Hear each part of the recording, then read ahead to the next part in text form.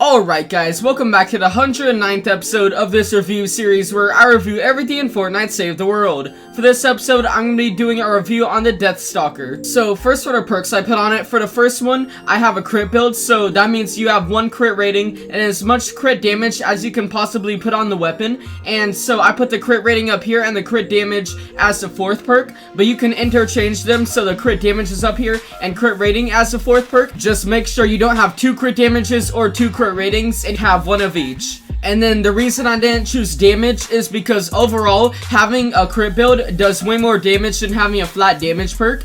And then fire rate just makes the weapon shoot faster, but since you're doing less damage, since you don't have a crit damage or a crit rating perk, it will overall just be wasting bullets because you're shooting faster, but you're doing less in all.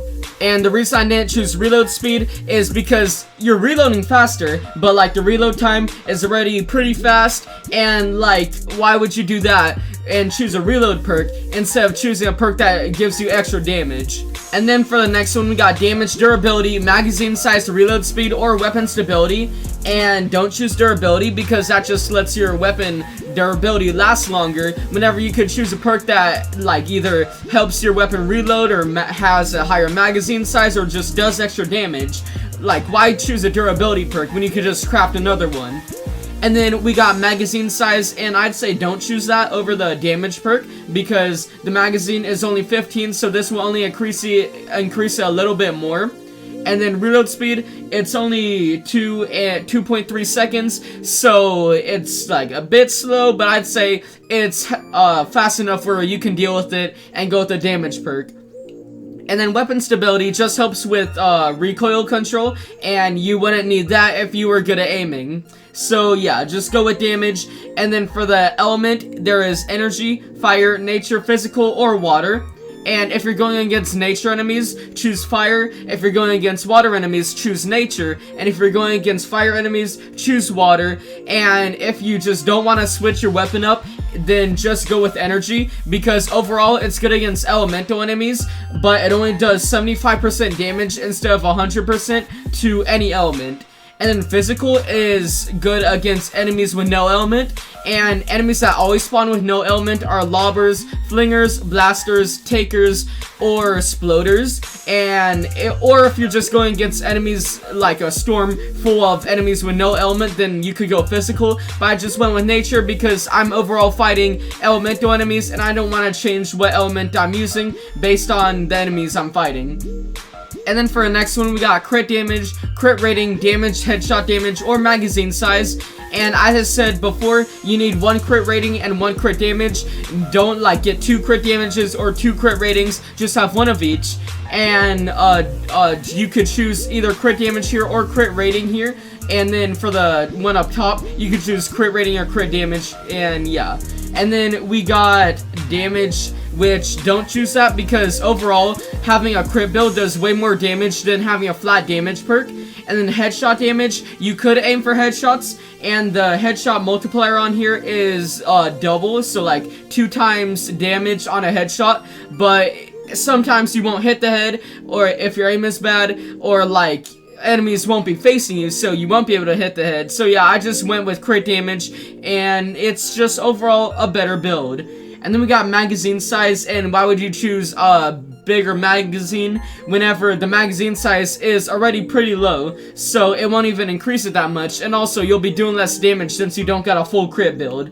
And then for this last one, we got damage to afflicted targets, damage to mist monsters and bosses, damage to slowed and snared targets, damage to stun, staggered, frozen, or knockdown targets. And I'd say choose this based on your final perk, the special perk.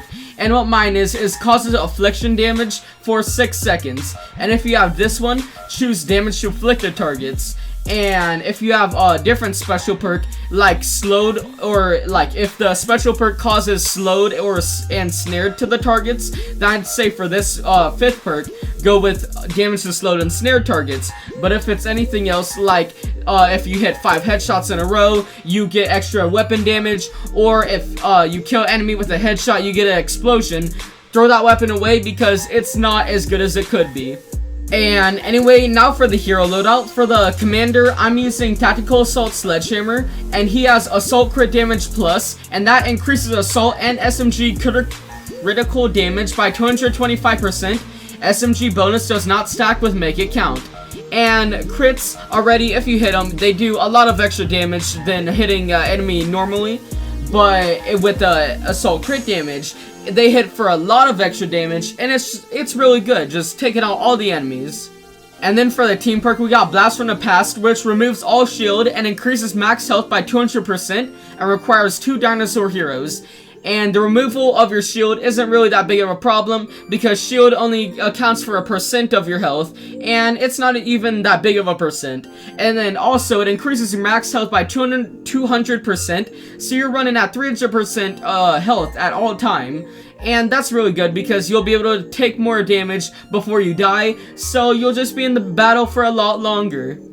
And then for a support team, we got Saurian Might from Rex Jonesy. And what he does is every 1 second adds 3% of current health to damage of next range weapon hit. And what this means is the higher you keep your health, the higher damage you'll be doing. So with Blast from the Past, you already have such a high amount of health, so you'll be doing a lot of extra damage. And then we got Saurian Hide from Prehistoric Izza. And what she does is while shield is depleted, it increases armor by 33. And with Blast from the Past, your shield is always depleted, so you always got this extra armor. So that means what armor does is when an enemy hits you, that damage is actually lessened, so you could take a lot more hits before you actually die. And then we got Assault Damage from Rescue Trooper Ramirez or Rescue Trooper Havoc, and they both do the same thing, which is increase Assault and SMG damage by 17%. SMG bonus does not stack with Hip Shot. And this is really good because this is an assault weapon, so that means you'll be doing a bit of extra damage. And then we got Locked and Reloaded from Skull Ranger Ramirez or Skull Trooper Jonesy, and they also do the same thing, which is after reloading, increases weapon damage by 15% for 5 seconds. Switching weapons removes the buff. And this weapon only has 15 bullet magazine, so that means you'll be reloading a lot. And also it's a burst weapon, so that means you'll be reloading even more, since you'll be shooting 1 2 3 1 2 3. You'll be shooting like 5 bursts, and then you'll reload. So yeah. And then we got Survivalist from Survivalist Jonesy or Birthday Brigade Jonesy, and what they both do is eliminations heal you for 39 base health over 3 seconds. Duration refreshes with additional eliminations. And what this means is whenever you get a kill, you regen, and if you keep getting kills, you'll just keep regenning, but like it doesn't get to like higher regen numbers if you keep getting more kills. It just makes it last longer. So that's pretty good. And in conjunction with Saurian Might from Rex Jonesy, what he does is the more health you have, the higher damage you do. And then with that higher damage, you could get more kills. And when you get more kills, you get more survival from Survivalists. So you just keep getting health and keep getting kills, and it's just a cycle that keeps continuing, and it's really good. But anyway, the gameplay you're seeing in the background is a power level 124 eliminate and collect mission. So first let's talk about how to play with this weapon. And you could play it really anyway. Like in this gameplay, I was playing like run and gun, just run up to the enemies, gun them all down, and you're good. But you could also play it defensively, where you're just standing on top of the base. If you're doing a mission where you're protecting Atlas or Ride the Lightning or anything, then you can stand on top of the base and then just snipe the enemies. Since this is a scoped weapon, so you could snipe them, and it's also burst, so you could do bam bam bam, and like the high health enemies, they'll take a lot of damage since you're putting 3 bullets into them for each burst, and that's a lot of damage. And then also, if you have the affliction perk like I do, it does a lot more, because if you don't kill them in that 3-shot burst, then they'll take some affliction, and they actually buffed affliction now, so it does a lot more damage. So yeah, this weapon, it is pretty good, but like not really the funnest weapon to play with. So if you want to pick it up, do whatever you want. It's pretty good.